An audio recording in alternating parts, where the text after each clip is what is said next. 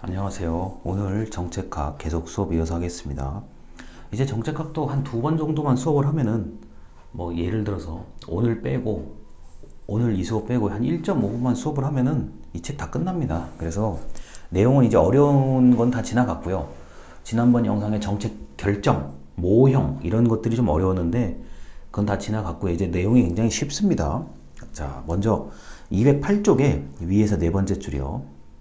자, 이제 결정도 끝났고 이제는 실제로 실천, 실행, 시행, 집행 요거만 다 하면 됩니다. 자, 위에서 네 번째 줄인데 정책 집행은 자, 이제 실천하는 것은 정부의 권위 있는 지시를 실행하는 과정으로 그것은 쉽지도 않고 자동적으로 이루어지는 것이 아닙니다. 그래서 정책을 집행하는 것은 원래 생각했던 것, 원래 결정했던 것에 책에는 지금 가감이라는 단어, modified라고 되어 있어요. 이건 플러스 마이너스. 더 집행될 수도 있고, 덜 집행될 수도 있고, 또는 정교해질 수도 있습니다. 처음에 결정을 두루뭉술하게 했는데, 일을 하다 보니까 굉장히 체계적으로 그리고 세분화되는 경우가 있고요. 때로는 무효가 되는 경우, 전면 백지화, 전면 재검토 이런 무효가 되는 경우들이 있습니다. 자, 일단은 정책 집행은 권위를 가지고 있는 합법적인 권위를 가지고 있는 정부가 정책을 실천에 옮기는 과정이라고 할 수 있고 이게 저나 여러분들이 가장 많이 보는 부분이에요. 실제로 일상에서. 자, 제일 대표적인 거. 저는 주민등록등본을 발급받으러 왔습니다.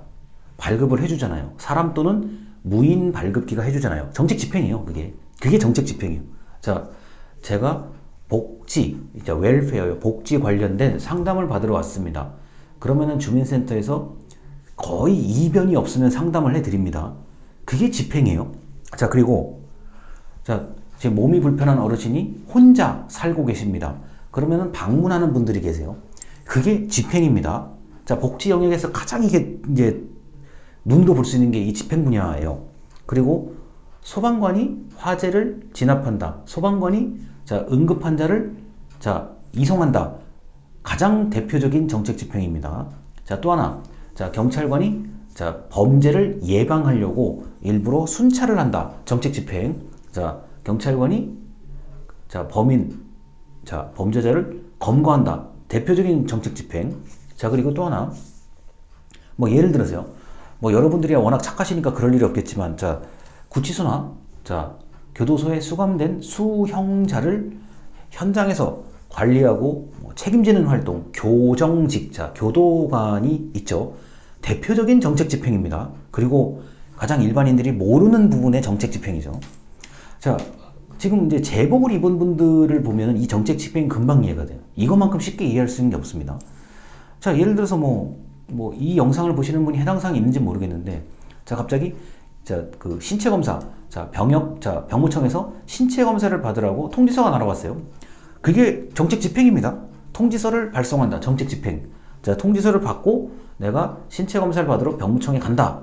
가서 뭐 시력검사, 청력검사, 그 다음에 네가 귀신이 보이냐 안 보이냐 이런 심리검사 같은 거. 그게 정책 집행이에요.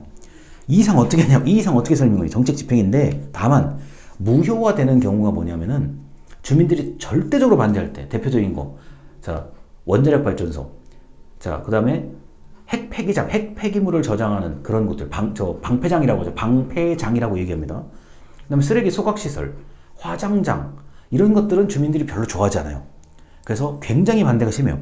그렇게 되면 정책 결정을 해놓고도 집행을 못해서 무효화되는 경우가 있습니다. 자, 그리고 이런 경우가 있어요. 자, 사문화라고 얘기하죠. 문서, 법률에는 적혀 있는데 실제로는 집행이 아예 안 되는 경우가 있어요. 자, 여기서 이제 비교를 하셔야 돼요. 지금 교과서 208쪽에 위에서 8번째 줄에 나와 있는 무효화는 결정이 됐어요.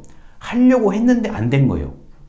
그런데 지금 방금 제가 말씀드린 사문화는 그냥 문서에는 있어요. 그 내용이.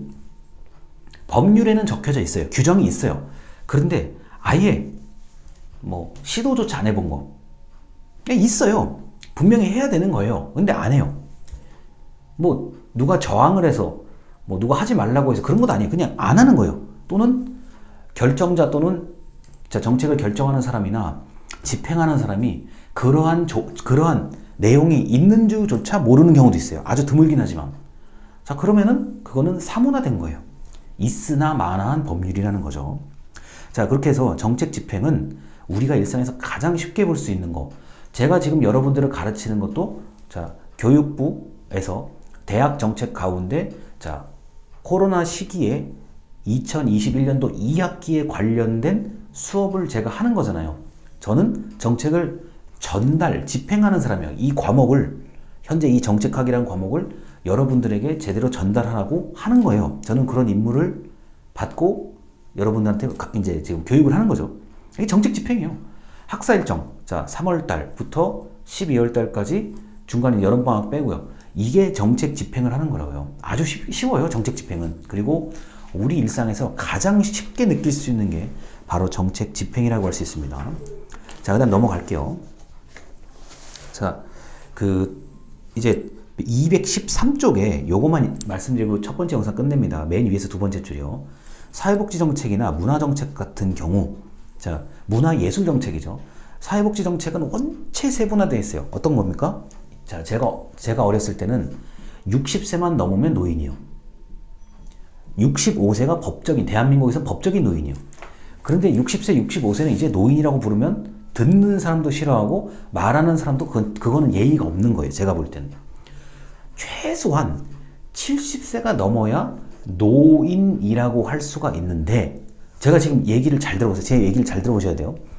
30년 전에 1990년도 제가 어렸을 때는 60세만 돼도 환갑 잔치를 했었어요. 노인이요. 동네에서 다 이제 노인이구나. 잔치, 파티를 했다고요. 어느 순간에 65세가 자꾸 기준이 높아지는 거예요. 70세, 지금은 80세가 넘어야 노인이에요. 제가 보기에는. 제가 이렇게 왜 얘기를 하냐. 정책이 세분화되기 시작한 거예요. 야, 노인을 60세 이상, 65세 이상을 노인으로 다 볼 거야? 아니잖아. 좀 노인이라고 부르기 애매한 노인. 이제 노인 되신 분. 이제 확실히 노인. 이제 장수하시는 분. 90세 이상이 장수하시는 분. 100세 시대에 100세 노인 있잖아요. 이게 점점 다 구분이 된다고. 그리고 옛날에는 청년에 대해서 관심 없었어요, 정부에서는. 청년? 알아서 일 잘하고, 잘 놀고, 젊음이 부럽다. 이제 그런데, 1인 가구가 늘어나고, 청년이 먹고 살기가 어려워지니까 계속 정책이 세분화되기 시작한 거예요. 얼마 전에 청년 수당을 줬습니다. 서울시에서는. 경기도 마찬가지. 청년 수당을 줬어요. 근데 엊그저께 무슨 정책이 생겼냐. 다른 곳에서 서울로 주민등록 전입을 해요. 이제 서울에 살겠다 오면은 웰컴 키트를 준다고. 우리가 여행 가면은 이렇게 이렇게 환영 상품 주듯이 웰컴 키트를 준단 말이에요. 그런 정책이 이제 나온 거예요. 야, 서울 들어온 걸 환영한다. 잘 살아봐라. 그래서 웰컴 키트를 준단 말이에요.